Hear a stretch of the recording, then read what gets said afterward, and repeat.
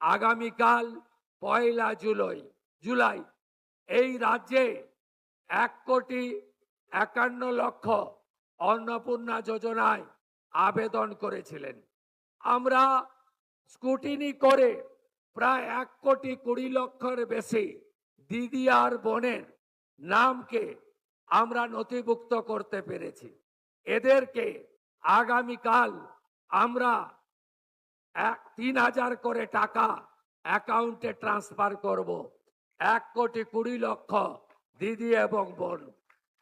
এর মধ্যে আপনারা শুনলে খুশি হবেন, 5 লক্ষ আমাদের আদিবাসী দিদি এবং বোন আছে।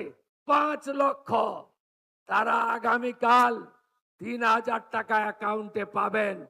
প্রতি মাসে তারা এই সরকারের তাদের অ্যাকাউন্টে পাঠাবে।